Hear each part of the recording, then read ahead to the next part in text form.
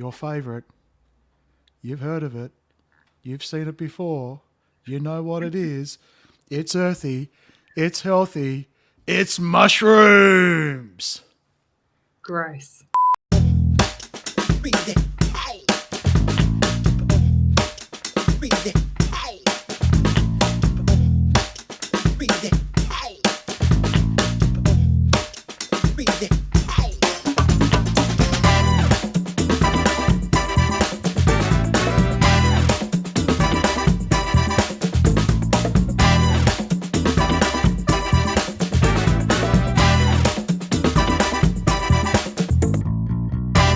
Hello, everyone. Welcome to episode 7 of the Remind podcast. You are joining myself, Dr. Ashley Morland, and my co-host, David Masterton. Hello, hello.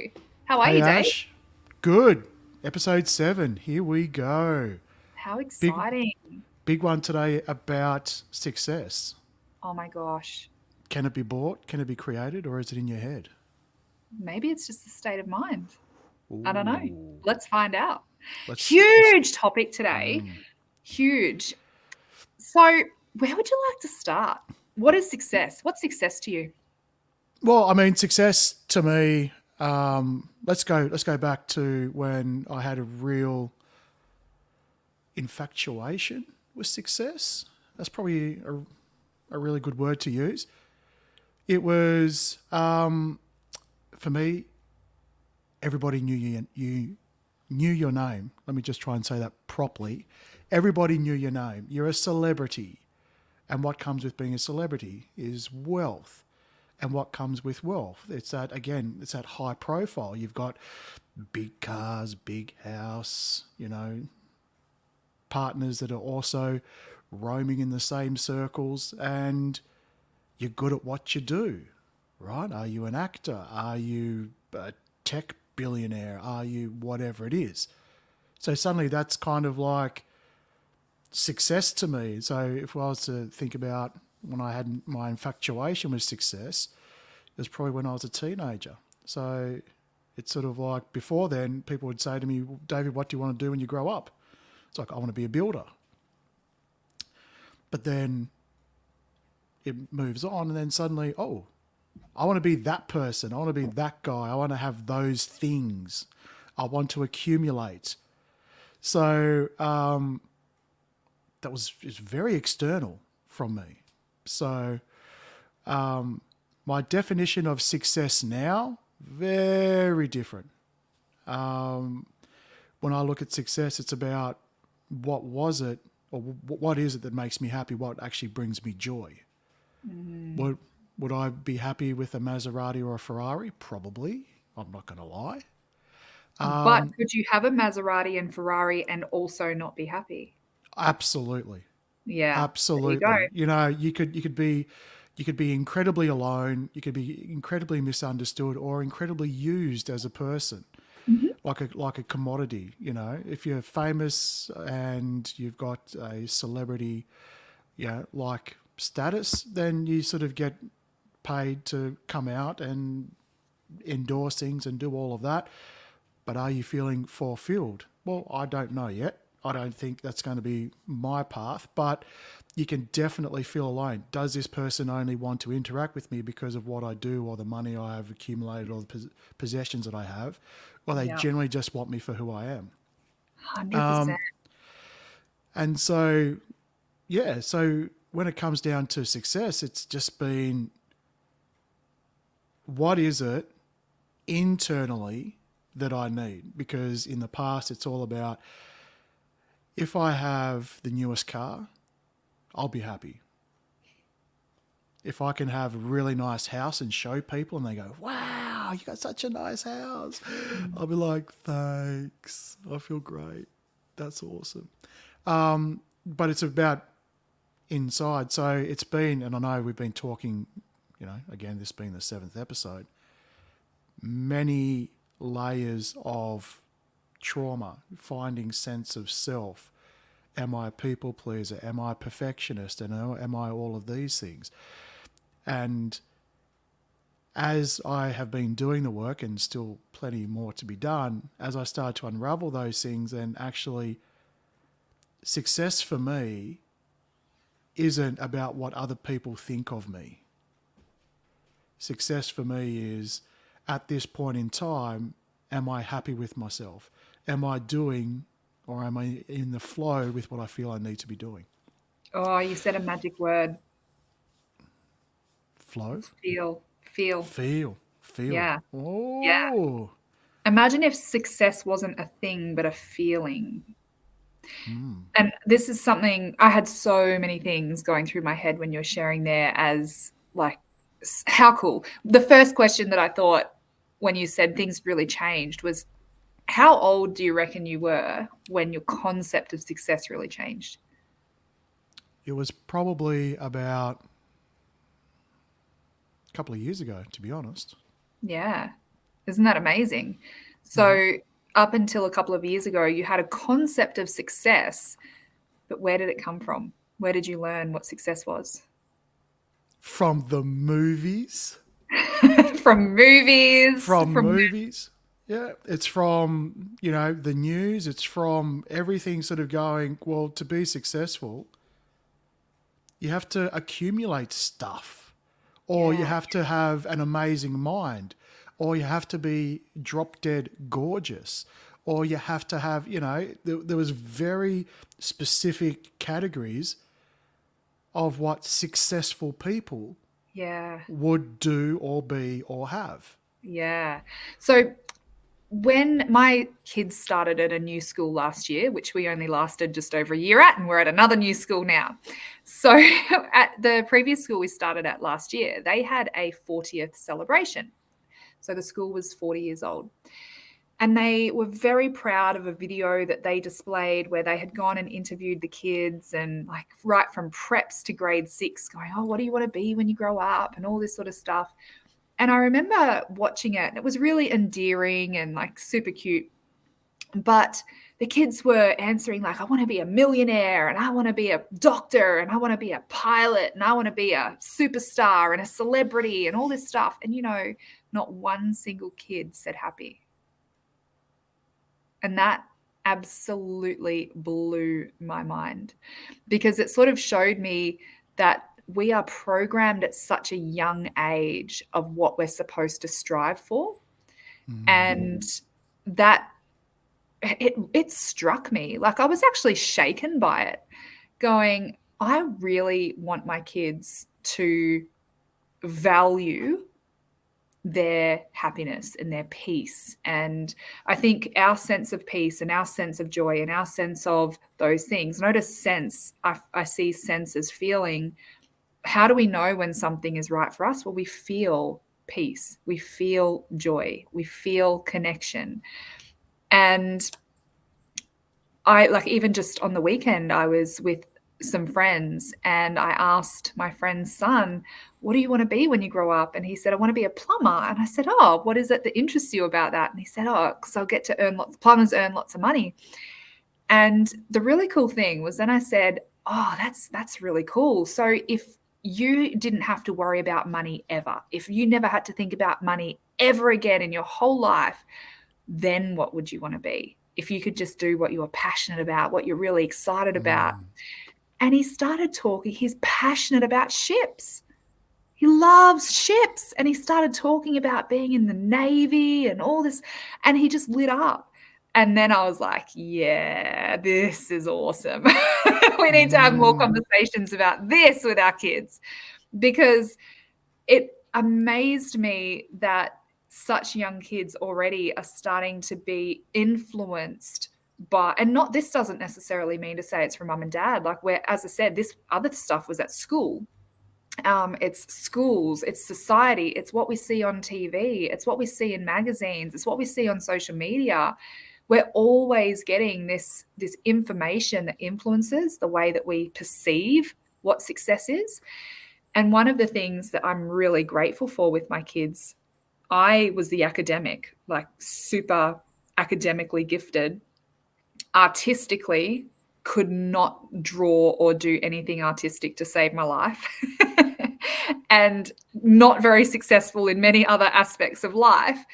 Thankfully, though, society looks at academic success fairly highly.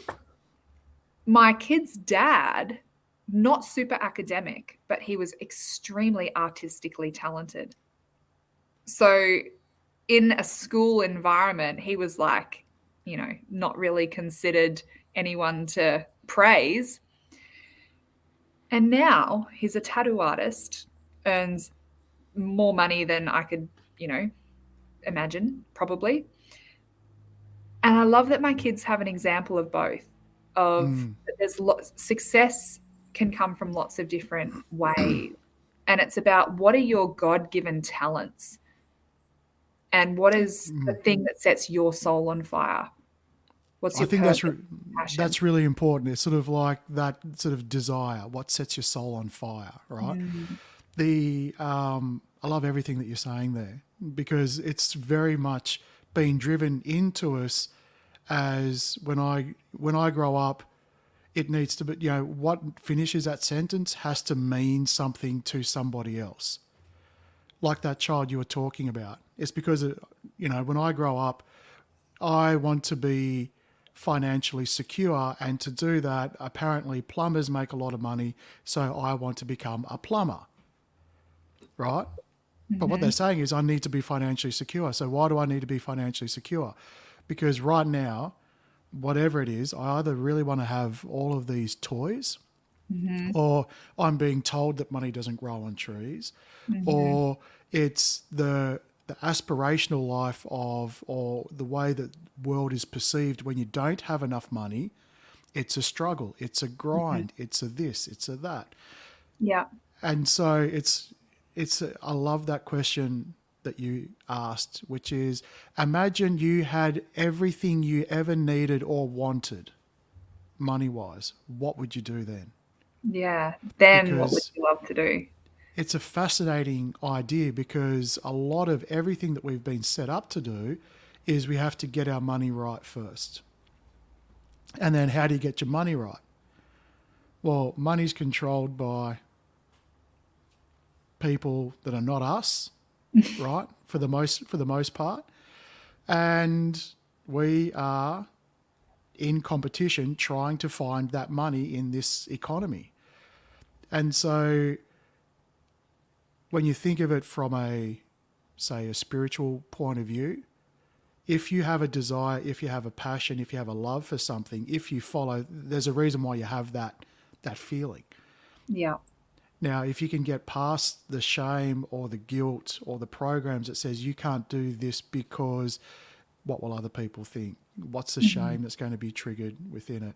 What if you're not good enough? What? Then you end up doing the things that you feel as though you should be doing instead, which is making sure I'm financially secure, or, you know what, I don't want anyone to think they have power over me, so I'm going to become a lawyer. Yeah. Or Or I just want validation. I want my mum and dad to be proud of me. When I was a university lecturer for 12 years, I taught many people. And the cool thing was I actually taught into entire university-wide electives, which means that I had people who were studying accounting, entrepreneurship, pilots, fashion design, biomedical science. I had students across every single corner of the institution. And I came across so many people in that time who actually had come to the realization that they were only doing the degree because it would make someone else happy. Someone else would be pleased with them, that they would feel worthy of their parents' praise or acceptance, that then, if once they're an engineer, then they'll be good enough. That always really astounded me. And I just think this whole topic is so big, isn't it? It goes so deep. And success actually on the other side of it, sorry to cut you off, on the other side of it, another thing I actually observe is a fear of success. So many people think that they have a fear of failure, but actually when we go deeper, it's more likely to be a fear of success for many, many people. And the example that I give is that when I was younger, I grew up in an average family that didn't have a lot. We didn't have a lot of money. We were far from wealthy. Um, and the attitudes in my small town towards people who did have wealth and people who did have success. And it was kind of this tall poppy syndrome of shutting people down. And I remember the comment of keeping up with the Joneses and, making appearances and that money's the root of all evil and all these kinds of beliefs. And so when I then moved into my professional career and success was on the table, what I actually realized was that success didn't feel safe because I had an underlying fear of judgment that all these people would be then thinking that about me, that I think I'm better than everyone else, that I, insert other things here. So there's actually a very toxic cultural attitude towards people who are seen as successful.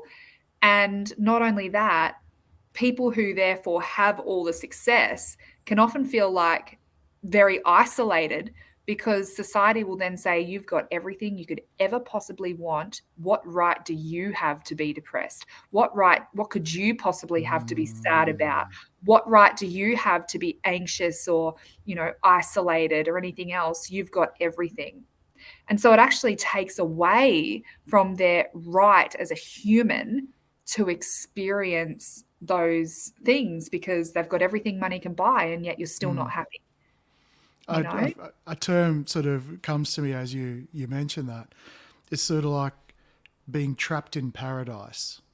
Oh, Right? yes. So a little bit different to yourself. I've experienced a time in my life when I was a teenager when the only reason I didn't do something was simply because I didn't want to. Money was never an issue.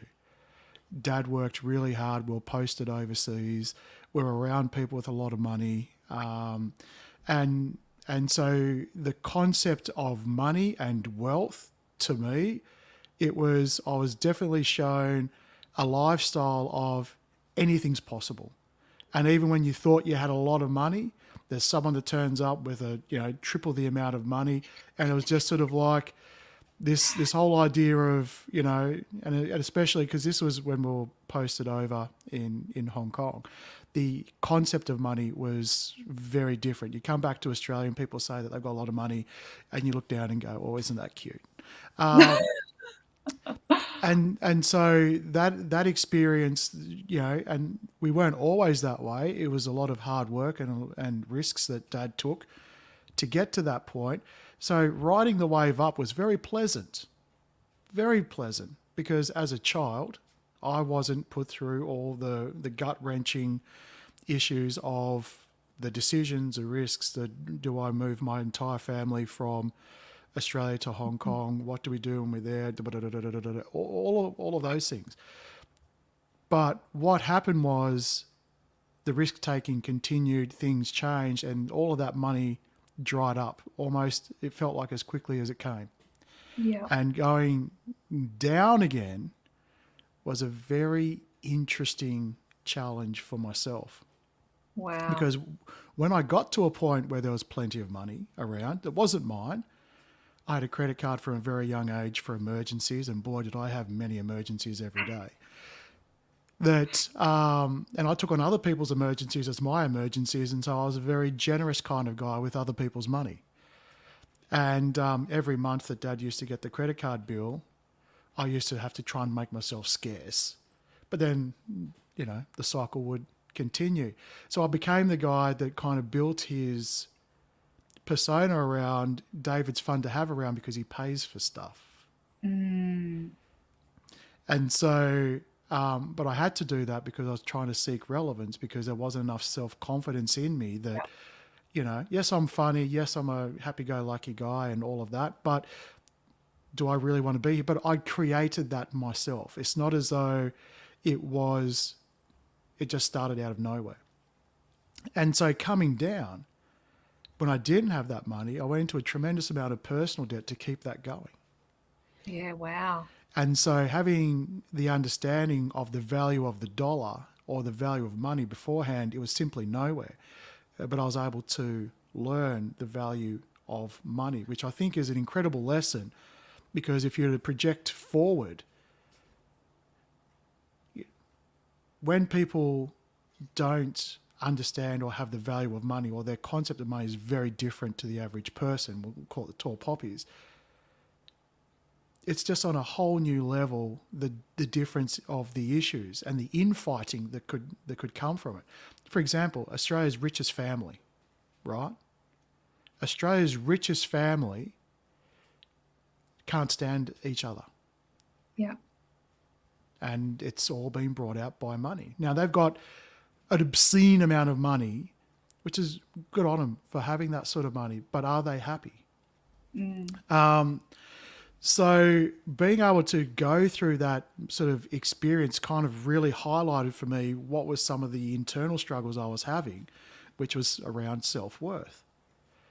And so, I forgot where I was going from that, but I thought it was important to sort of share, even when you have experience of that, going up and coming down. And some people that, have heaps of money, they can be looked upon by other people as, well, just because you've got money, like you said before, that was the point I was trying to get to, that you're not allowed to, feel unhappy.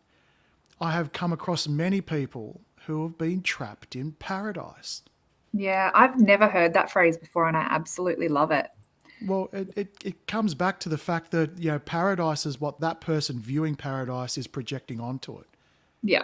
And so the difference between someone feeling depressed and someone feeling depressed with a lot of money is actually no different. They're still both feeling depressed. They're feeling depressed. But the Right? crazy thing is that the person who's feeling depressed without the lots of money or without the success by worldly terms looks at the person with the success and thinks that if they just got the success, they wouldn't be depressed. So they're chasing it, but without understanding. And I think this is where our concept of state of mind really comes in, because state of mind is really about what are the beliefs and perceptions and values that we hold? What are the meanings that we assign to these concepts and these ideas? And I think that is a really important conversation to have. And one of the things, so on our socials, in the lead up to every episode, we have a whole heap of content that points to what we're going to be talking about. And then we've got blog posts and all this stuff. And one of the things that actually has come out this week in preparation for our content today is a conversation around, well, these are people who had all the success according to the world, where it's really the concept of success doesn't guarantee happiness, right? So the examples that we gave, like there was Oprah Winfrey. She had openly discussed her battles with depression and difficulties in personal relationships. Tiger Woods, if anyone is of the generation that remembers the going, as you mentioned, sort of the going up and the coming down of Tiger Woods, there were marital issues and struggles with addiction and all kinds of things that impacted his career and personal life. There was Robin Williams, there was Heath Ledger, there were all these actors and comedians and sporting stars and all these people who were idolized and would be seen in their relevant field as being the height of success, openly spoke about their struggles with things like depression, with self-sabotage, with poor self-confidence, with self-doubt, with all of these human experiences. Now, I really believe that a lot of this comes back down to identity, because there's the things of the world, the way that we view success from a worldly perspective. And the easiest way for me to think about this is, what is the success that can go with me when I die? Interesting What is my legacy? Because this comes down to identity for me. So the way that I see identity is self versus body. because Yep. my body, the flesh Ash that is having this experience in this world.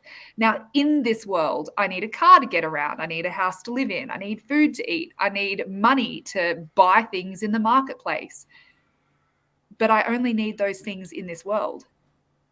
And when I leave this world, because I'm dead, I don't need those things anymore, right? But if I am leaving this world because I'm dead, and this is like, I guess, the spiritual aspect of what we're talking about, if my spirit leaves this world because I'm dead, but the spirit's still me, well then if I'm too over identified with the person that I am and the things that that person has accrued and has, you know, the labels and all the stuff, go back and watch episode 2 where we Mm. dive into that. But that is always a very good indicator for me as to where am I sitting at the moment in terms of how I'm viewing success, because my success is not dependent on all the things of the world. So of the world, wealth, health, health maybe, but wealth and possessions and all those materialistic things. But depression and anxiety and all those aspects are coming into our spirit. Like when our spirit feels really heavy, we know what that feels like, right? Yeah. That feeling of being trapped and suffocated and overburdened. Well, me driving a Maserati is just going to be trapped, heavy, overburdened Ash driving the Maserati. And people going overseas or traveling, trying to outrun those same aspects of pain and aspects of hurt, heaviness and depression and anxiety and all those kinds of things, we can't outrun it. There's no job title that's going to take that away. There's no, holiday or house or anything that's going to take that away. That's in us, which is powerful because it means that we can heal it. We can be free Absolutely. from it. But not if we And continue to lie to ourselves that the next job or the next income or the next, promotion or car is going to fix it, because it's not. absolutely. And this, everything that we're talking about, when you sort of think about someone who's highly passionate about something and someone who is just really driven and gets a lot of sense of satisfaction and happiness from what they're doing, we're not talking about those people necessarily as running away or doing things like that. There are people who are genuinely happy. What we're sort of talking about in this whole mindset piece is, are you happy when you're doing this? Are you doing it from a genuine purpose with a huge amount of desire and a massive amount of drive pushing you in that direction? Absolutely. High five. Keep on going. Absolutely. It's when we're using this because we're trying to mask something. We're talking about this when we're trying to say something else is not full and complete within us. We're not feeling happy. So imagine a world where everybody has credit cards, unlimited, and they can buy whatever they want. What would you be doing then? And if it's not what you're doing now, think about that. That's kind of what we're sort of saying, because if everyone could have a Maserati, it doesn't diminish the fact that they're beautiful cars and they're a driver's car, but it's not so much the fact that I now have this and you don't. I've accumulated something that you can't. So therefore that makes me feel good. Yeah. But it brings me back, and this is a bit of a thought stream, so come along for the ride. Remember these mediums? I remember when I was very young, like the John Edwards and all of that would sit people in a room and he would sort of say, I feel I've got this entity or this energy coming through of, here's and then the A name John. starts, a John or a K, and any of those mediums. And I heard this from someone else. This is not my own thought, but it's stuck with me. Out of all of those mediums, the messages that came back from the perceived, other side was never, oh my God, I wish I lived in the wealthy precinct. You should have bought Bitcoin early. you should hold out and get the next Ferrari. Yeah. All of the things that these messages came back, whether you believe it or not, right, it was around relationships. It Connection was around connection. It was and around unity and purpose themselves. and that. Yeah, Themselves. It's sort of like, absolutely. I wish I spent more time with this person. I wish Yeah. I spent more time with the family. I Yeah. wish I understood all of those things.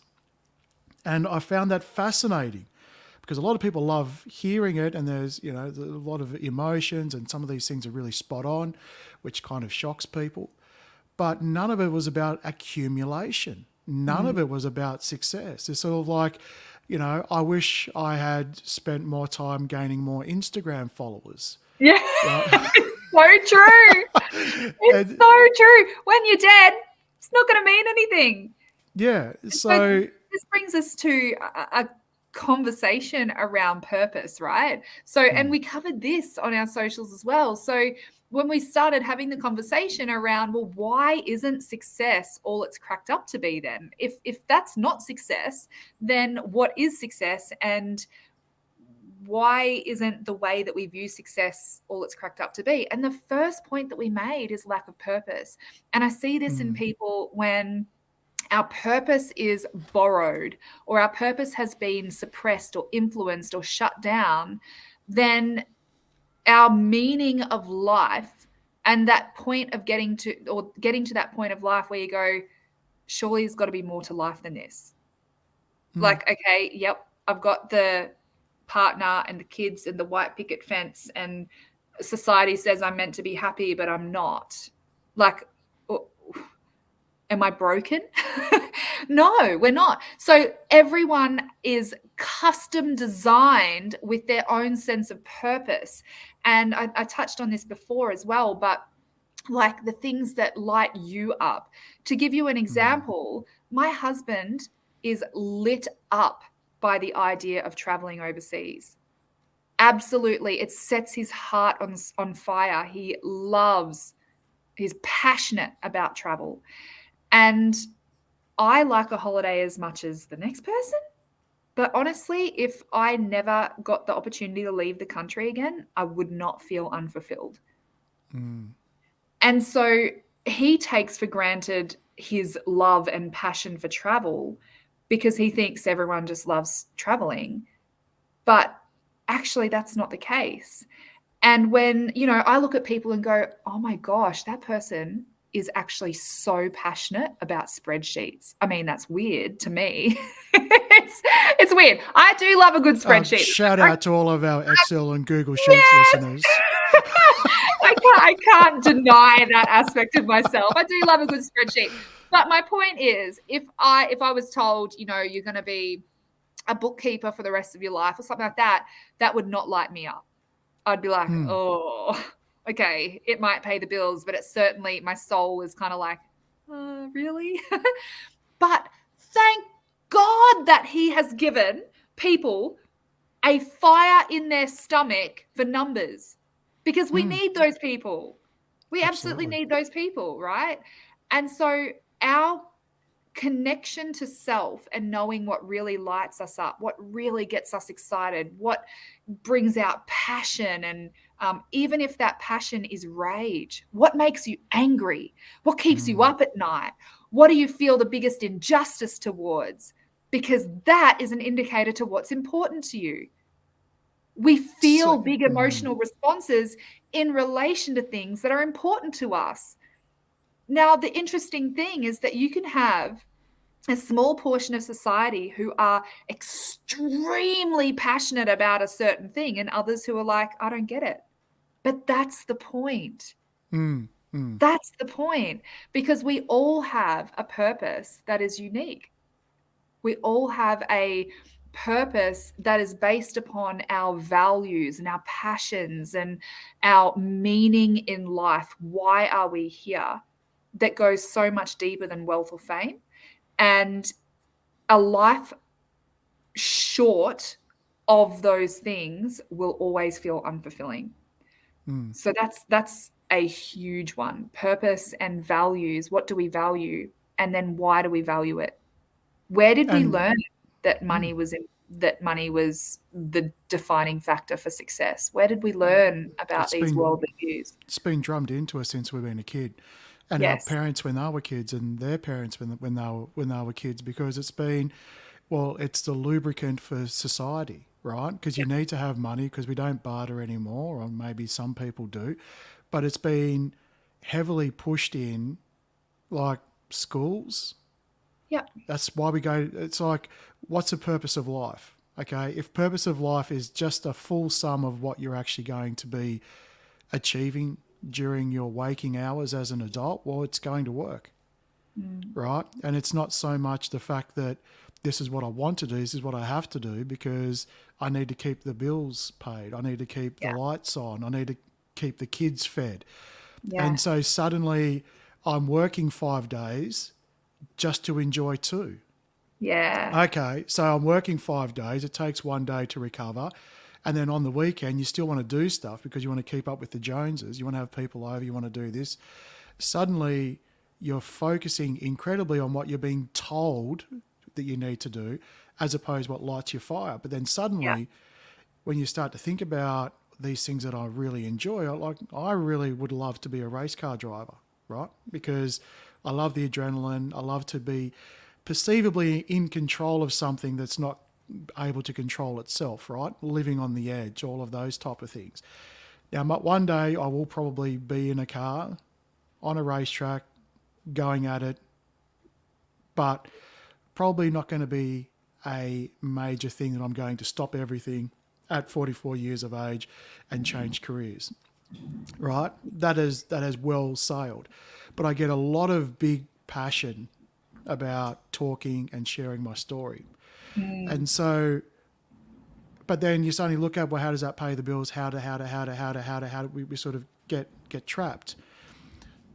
So coming back to, you said before, if something enrages you, one thing I'd like to discuss with you, because I see this a lot. When does focusing on things that are not fair injustices actually get in the way of you finding your purpose? Because I do see that a fair bit. Someone sits there, I can't do that because this is just completely not fair and I'm absolutely enraged. Or, I'm not going to focus on what the here and now is because everything that's happening over here in this corner of the world is completely, I just can't. Or this, or this, or this. When does it become almost not helpful? When you're Yeah. So focusing there's a on the difference rage. between anger-fueled passion that drives action versus inaction. So victim mentality is all about the blame, and one of the telltale signs of victimhood is procrastination or inaction, right? And so it's more like, there will be people out there who are enraged by the disability sector, for instance. I don't know. That was the first thing that came to my head. And so guess what? They're going to be massive advocates for people with disabilities within our world, right? But an advocate isn't an armchair expert sitting there typing angry comments on social media. An advocate's actually making tangible change. It's actually, really genuinely making a difference in the world. And so it comes back to that concept of making a difference. How does that fuel your action towards a better society? And I think coming back to the concept of legacy and our values, how do those passions leave the world a better place? And it's something that used to make me laugh a little bit, because in a society where everyone's obsessed with leaving a better planet for our children, I want to flip the script and say, how about we get obsessed with leaving better children for our planet? Well, that's where it's going to change. That's beautiful. That's what's going to change everything. Because if we leave better children for our planet, by default, the planet's going to be better. And so what's the point in trying to leave a better planet for our children if our children are not going to value it, not going to respect it, not going to have a heart posture of love and appreciation towards it? It becomes redundant. So I feel like that is a huge thing that lights my heart on fire. But then you've got other people who never want kids and don't care about kids, and they just care about the planet and the trees and Well, everything else. and I think it's one of those things, and I'd love the fact you sort of touched on it. How many people have kids because that's what they're supposed to do, right? I'm supposed to grow up, get married, have kids, right? Versus, and it's funny. It really is funny that you've got some people who will then look at people that don't have kids and go, "What's wrong with you?" And so, like, there's nothing wrong. Like they've missed It's the train or something, you Yeah, know? because I could put my hand on a whole number of people that shouldn't have had kids, but did, because it's sort of like they did it out of pure obligation. And when they do it out of obligation, what human being are you raising? And then what, from that human being, do they understand of what is love and life and connection? That then starts to sort of palm it down. So it comes down to, hey, if you want to live a life where you're dedicated to yourself, your partner, and that's it, and then you just want to focus on that, good on you. Because those people that then have to feel as though I'm not enough because I'm going to be judged because, you don't have kids. Bit selfish of you, isn't Absolutely. it? You Like could it's, try, it's, you could it's apply it bullshit. to everything though. Like I remember friends of mine feeling like they were failures because they hadn't bought a house, or they still only had a casual job, or they didn't have assets, or they weren't getting they weren't settling down and getting married, and all their friends were getting married and having kids. We can apply this to so many things because there are societal pressures. Huge. But I think I would never look at someone and judge that they shouldn't have had kids as such, because having kids, even people who might have thought that they didn't want to have kids, might then turn around and go, oh my gosh, it was the greatest thing that ever happened to me. And that was the catalyst for their change. I think a lot of that comes down to consciousness. And if we can be conscious enough, like I was 22 or 23 when I had my son, my first child. And I realized I was so cute, Dave. I was like, I'm so mature. I'm so like, I know what I'm doing. I know everything. And I realized very quickly that I was not the mum my son needed me to be. Now, looking back, when I look at the beliefs that I had and the way that I parented him and the way, like my attitudes and perspectives towards life, my values, even at the time, I look back on that woman and could very easily judge, well, she should have never had kids. If that's how you're going to raise him, I shouldn't have had kids. But actually, that was the catalyst for me to go, I am not the mum that kid needs me to be. And I need to grow, and I need to grow fast. And so that can be a massive gift in people's lives. It's just their consciousness and whether or not they're willing to step into the discomfort of that realization and change.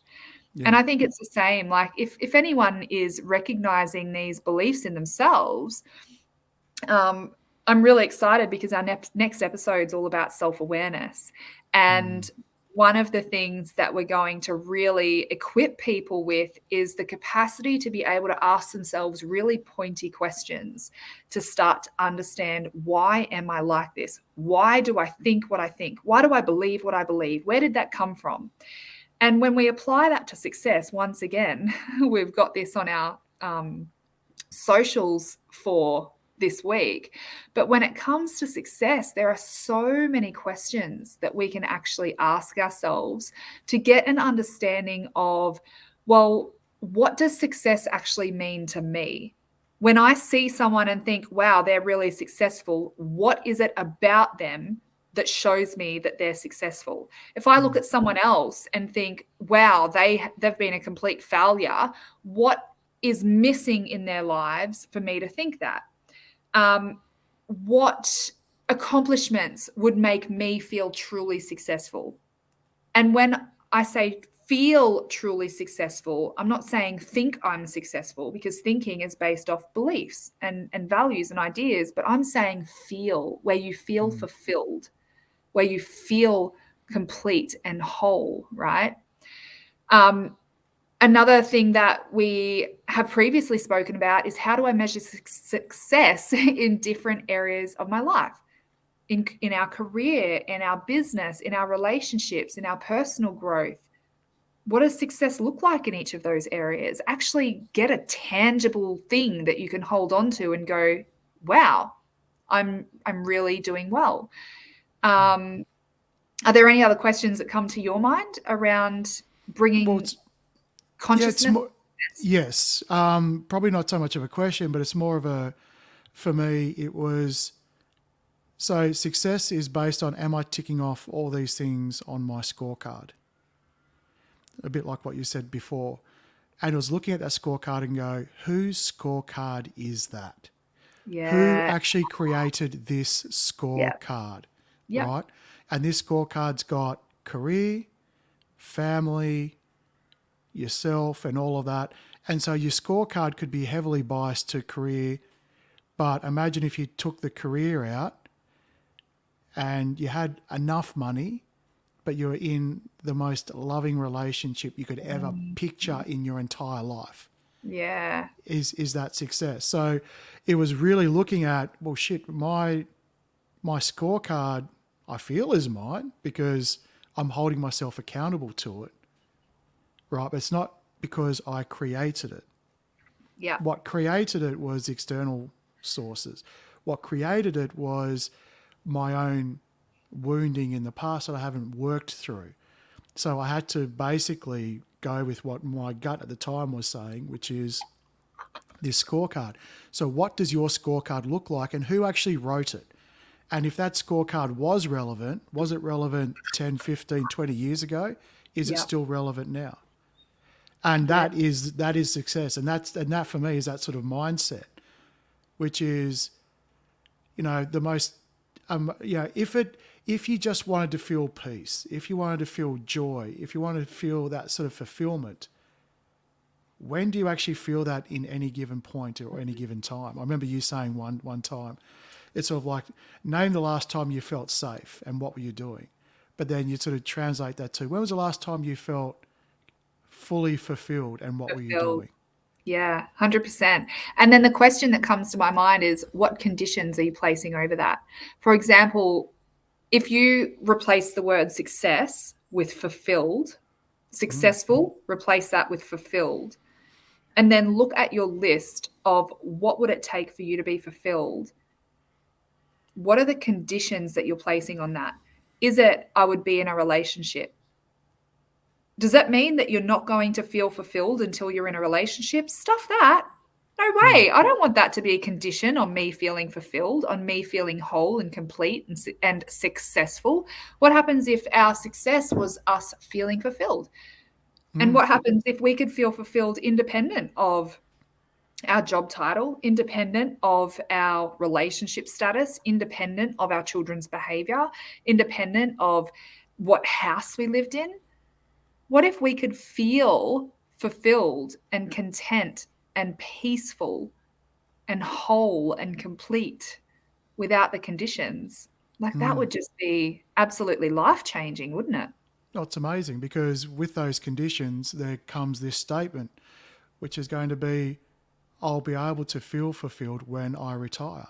I will be Yeah. able to When feel I, happy when I get that promotion. I'll be able to feel happier once I've paid this debt off. It's all of these things that sort of, we're now trying to chase something, which again, is that actually the fulfillment that we're chasing through this particular event? yeah, Or is it, imagine if it's sort of like, I would feel really fulfilled if I just did this. And then the fear of what does that mean doesn't overpower the need to change to follow that. yeah, 100%. Dave, I've absolutely loved this conversation. And I think it's going to flow over a little bit To the next into one. where, yeah, absolutely, into where we're going next. But guys, take some of those questions, write them down, rewind, boop. Not Dave's accidental rewind of reminds, but rewind the Oh, episode. so we're replaying that one, are we? Rewind the episode, go back, have a look, jump on our Instagram, jump on our Facebook page, have a look at some of the questions that we've posed to really reframe you and get an understanding of what success really means to you. And not only that, actually start to ask yourself some questions of what sacrifices am I actually willing to make to be fulfilled, to feel fulfilled? And am I actually open to reevaluating my beliefs and my stories and my scorecard of what success is as I grow and change as a person, as I grow and change to be more of my true self, as opposed to the version of self that was created based on everyone else's ideals and expectations. So hopefully this has been really insightful and you've gotten a lot out of it. Any final remarks, Dave? I'd say that this has probably been a fairly successful show. I'm feeling fulfilled.